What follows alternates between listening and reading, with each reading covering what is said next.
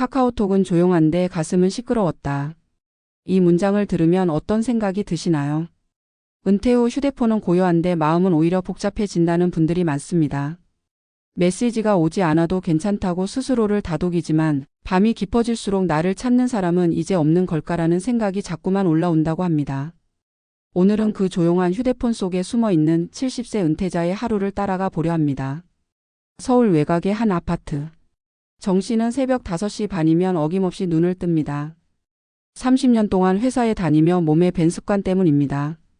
하지만 이제 더 이상 출근할 곳은 없습니다. 대신 커튼을 걷고 커피를 내리고 텔레비전을 켭니다.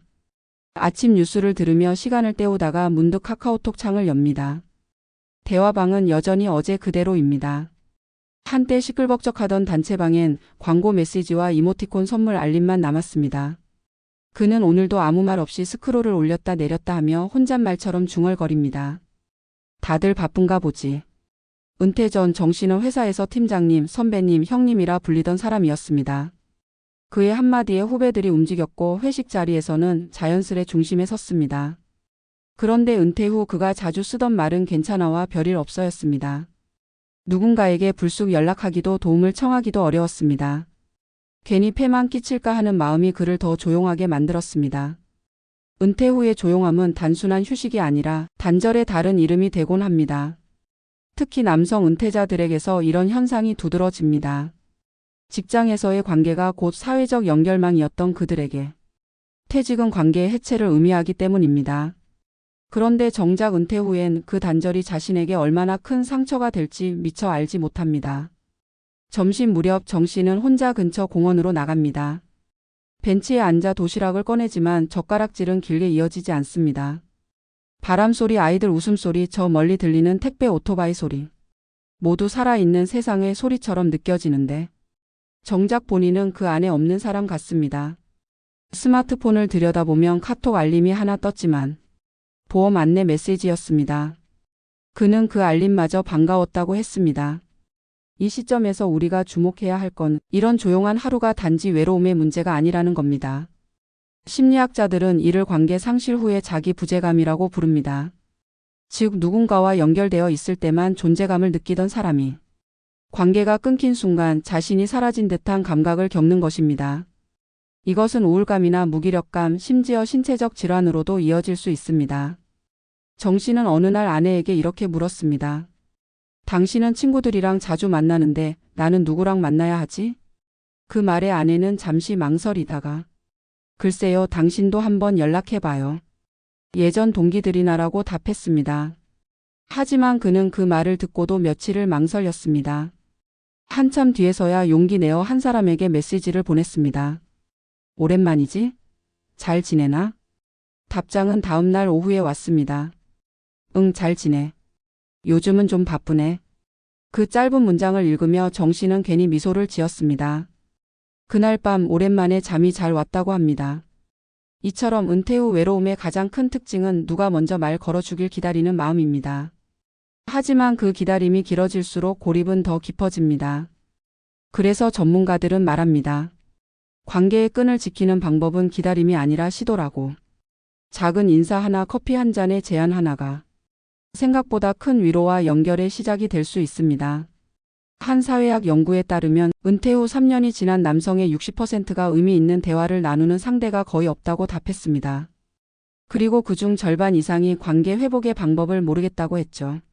즉 외로움보다 더 무서운 건 어떻게 다시 다가가야 할지 모르는 무력감입니다. 하지만 역설적으로 관계의 회복은 아주 단순한 곳에서 시작됩니다. 그저 요즘 어떻게 지내? 라는 말 한마디면 됩니다. 상대는 그 말 속에서 나를 기억해주는 사람을 느끼고 그 기억이 다시 연결의 불씨가 됩니다. 정 씨는 최근 작은 루틴을 만들었습니다. 하루에 한 번 한 사람에게 안부 메시지를 보내는 겁니다. 처음엔 어색했지만 일주일쯤 지나자 요즘 뭐해? 한번 봅시다라는 답장이 하나둘씩 오기 시작했습니다. 그는 이렇게 말했습니다. 처음엔 카톡이 조용해서 외로웠는데 이제는 내가 먼저 시끄럽게 만들어 보려 합니다. 그 말에는 은퇴 이후 스스로의 존재를 다시 일으키려는 의지가 담겨 있었습니다. 이제 이 이야기에서 우리가 배워야 할 건 단순합니다. 은퇴는 관계의 끝이 아니라 관계를 새롭게 배우는 시기라는 것입니다. 직장이라는 울타리 안에서 맺은 관계는 역할 기반이었지만 은퇴 후의 관계는 사람 기반으로 바뀝니다. 서로의 이익이나 필요가 아니라 마음의 교류가 중심이 됩니다. 이 변화를 받아들이지 않으면 고립은 피할 수 없습니다. 따라서 은퇴 후의 인간관계는 능동성이 핵심입니다.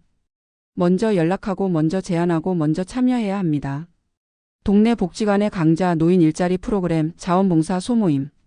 이 모든 것이 단절을 연결로 바꾸는 다리입니다. 처음엔 어색하고 낯설지만 그 안에서 한 번의 대화가, 한 번의 웃음이 새로운 하루를 만들어냅니다. 카카오톡은 조용할 수 있습니다. 하지만 마음까지 조용할 필요는 없습니다. 가슴이 시끄럽다는 건 여전히 세상과 연결되고 싶다는 증거입니다. 그 소리를 무시하지 말고 그 끈을 붙잡아야 합니다. 은퇴 후의 진짜 삶은 누가 나를 찾아주느냐가 아니라 내가 누군가에게 다가가느냐에서 시작됩니다. 오늘 이 방송을 듣고 계신 분 중에도 휴대폰을 열어놓고 한참을 바라만 보는 분이 계실 겁니다. 그렇다면 지금 딱 한 사람에게 메시지를 보내보세요. 잘 지내? 그 짧은 한마디가 내일의 고립을 막는 첫 걸음이 될지도 모릅니다. 조용한 카톡창이 다시 따뜻해지는 건 누군가의 용기 있는 첫 인사에서 시작됩니다.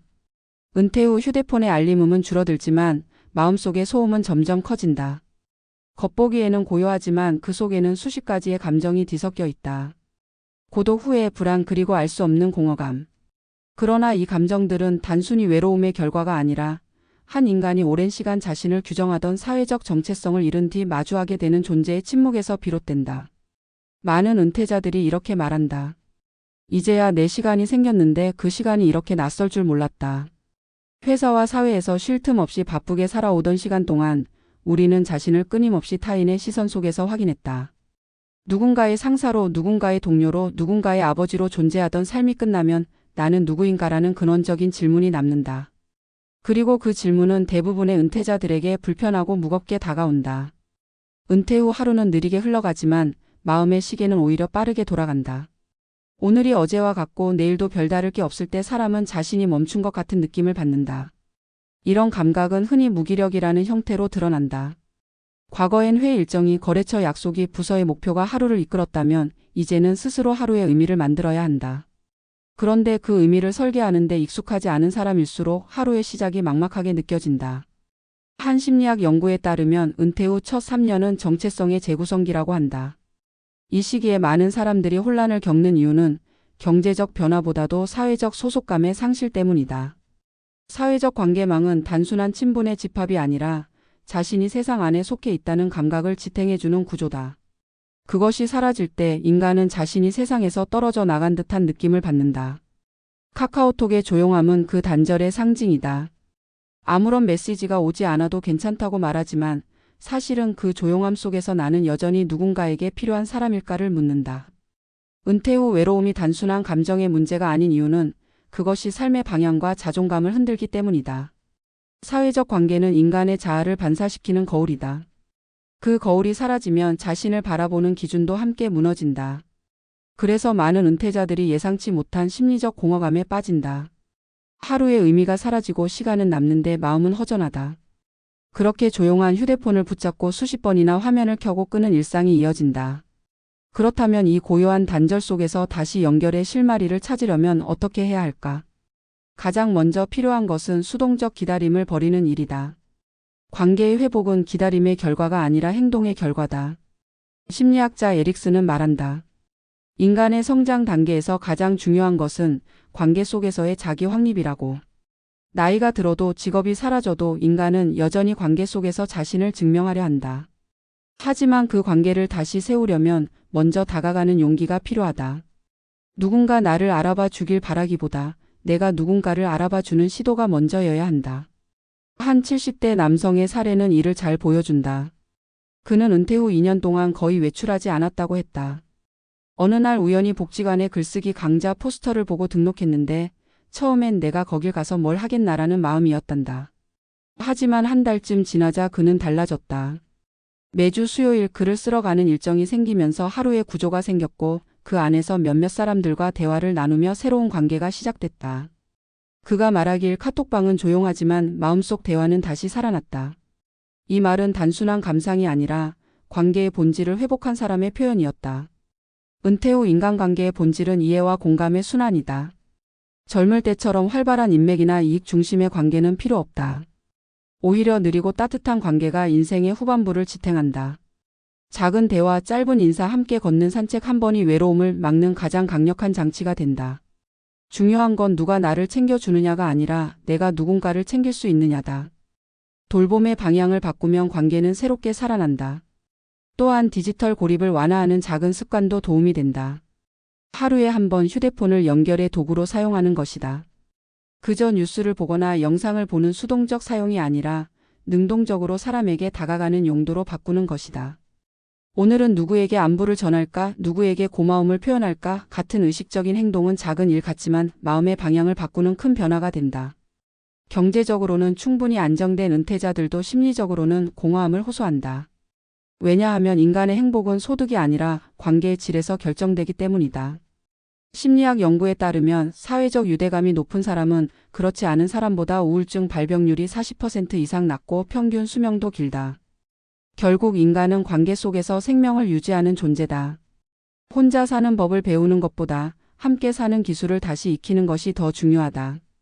은퇴 이후의 삶은 다시 배움의 시기다. 일터에서의 성공보다 더 중요한 건 사람 사이의 온도를 회복하는 일이다. 젊을 땐 성과가 나를 증명했지만 이제는 관계가 나를 증명한다. 그 관계는 경쟁이 아닌 공감에서 피어난다.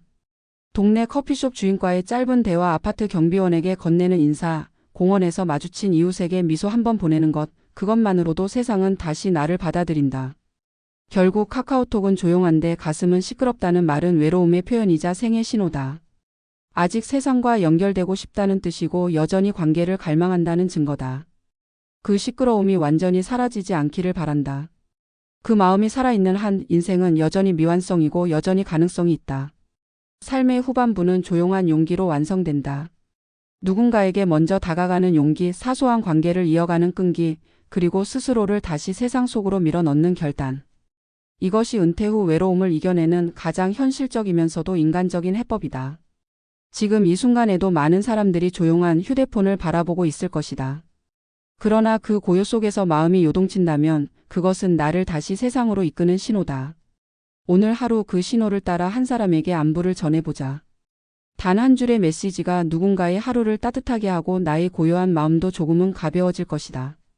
은퇴 후의 진짜 회복은 누가 나를 기억하느냐가 아니라 내가 세상을 다시 기억해내는 일이다. 카카오톡은 조용해도 괜찮다. 중요한 건 그 조용함을 깨우려는 당신의 마음이다. 그 마음이 살아있는 한 은퇴는 끝이 아니라 새로운 대화의 시작이다.